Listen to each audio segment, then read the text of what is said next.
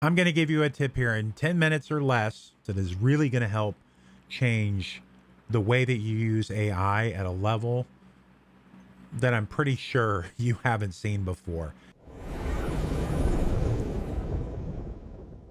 This has changed my life. It's taken me 3 years to understand this, to get here. And ever since I kind of cracked this code, my output is so much better. And I mean, see for yourself. Look at what I put out compared to a lot of other people, and you can see AI slop. And if you ever see me putting out AI slop, yeah, I want you to hit me up in the comments. Let me know, because my mission here is never to get lazy and to make sure that everything that I do is of the highest of quality. And I'm going to share with you one of the secrets that I use to make all of this happen. Now, I've created the 7 levels of AI proficiency, and I'm not going to go into a deep dive of that right now. I do have a book that you can now get on Amazon that goes through the entire thing. And for today, we're going to be focused on level 3, which is our critical thinking level. But understand, the only thing I want you to know from this is you go from level 1 to 7. It is a journey in how you use AI. There are no shortcuts. It's how you bring yourself to the table to use whatever tool it is that you're using. And it's not like a ladder that you just climb and you graduate to the next level. You literally use every level at any given time as you're using whatever tool it is that you're using. I hope that makes sense. But it goes everything from AI aware to prompt engineer to critical thinker to context engineer to design thinking to system integrator to AI orchestrator. Let's focus on level 3, critical thinking. If you have ever been frustrated with the outputs that you're getting, or you're working in a window, everything seems to be going fantastic, and then out of the blue, it's just drifting. It's not doing what you want it to do, and it feels like you're wrestling with a bear. It really does. If you've ever felt this way, well, there's a reason for it, and I'm going to give you that secret for you to be able to deal with that and overcome it and make sure that you get the best outputs possible. Now, there's something called the Vectara Hallucination Leaderboard, and I pulled these numbers from literally May 11th, so just a little bit over a week ago right now. And this is about frontier models, so your ChatGPTs and all that, their hallucination rates. And they did this on the easiest of tasks. So just summarizing a document. Okay, we're not doing PhD level work here. We're summarizing a document. And what it found was Claude Opus 4.7, which is the newest model that many of us are using. It is hallucinating at about a 12% rate. ChatGPT 5.1 is around 10.9%. Claude 4.6, 10.6%. Gemini 3, which is Google's model, is 13.6%. And some of the reasoning models are coming in between 18 and 23%. Like, that's pretty terrifying. But the number I really want you to take away from this is roughly 1 in 10 outputs is wrong. 1 in 10 outputs is wrong as of today, which is May of 2026. If you had a 10% chance of getting in an airplane that was going to crash and send you to your fiery demise, would you get on that plane? Well, that's the exact mentality I want you to take, because hopefully you wouldn't get on that plane, that I want you to apply to your use of AI, and it doesn't matter what platform you are using. Now, here's the secret sauce, because every level of the 7 levels of AI proficiency, we focus on 3 different skill dimensions. One of them is going to be an AI skill. We're using AI, we need that. The second is a cognitive skill, and the third is an emotional intelligence skill.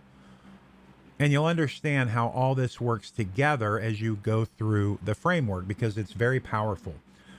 So when we're in level 3, the AI skill that we're working on is verification and context awareness. And the questions that you're asking yourself here is, can you tell when AI is wrong?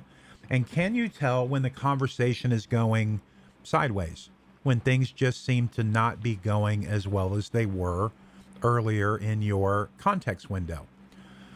The second skill to mention is a cognitive skill. Here we're using critical evaluation and we're looking at primary sources. So the questions we're asking here is, can you push back? Can you push back? And do you check the original source for whatever it is that it's giving you as the output? Or are you just defaulting to the summary? The thing that's scary out there is everybody is using TLDR and summarizing all of these longer documents or important documents that you want to read. But as I just showed you, we're 1 in 10 that it's hallucinating. So can you depend on these summaries? If you are going to put content out into the world, you got to put in the extra work here and make sure that you're looking at that original source and that you're putting out accurate information. And the third thing here that we focus on is an EQ skill, and for that, it's self-management. And the questions we're asking here, and this is important, when AI frustrates you or it surfaces something uncomfortable, can you stay regulated? Because it will challenge your identity. You might have 20 years of experience on a topic, but you'll research it, the data will come back, you'll find out you were wrong. Can you accept that? It's hard, trust me. I have this happen quite often. I know I'm right. There is no way I'm wrong, and it challenges my identity. Can you regulate yourself around that? Can you learn from it? Can you make sure that you're taking that frustration and making sure that you have it under control? And I only have 10 minutes here. This is a 10-minute training, so I can't go into all three of these. But what I can do is go into this concept that if you take anything away from this video, let it be this. Frustration is data. Frustration is data. Because when you are at level 1 or 2, typically you try to push your context window harder. You yell at it, you get upset, or maybe you even give up and just go do it yourself. That's what happens. When you come up into level 3, you're going to stop. You're going to notice when that's happening. Okay? You're going to ask, why is that happening? And then you're going to act on that answer. You're going to act on the why. Again, frustration is data. That's the concept I want you to take away. And I'm going to give you a reason and an exercise so you fully understand and get the value out of this concept.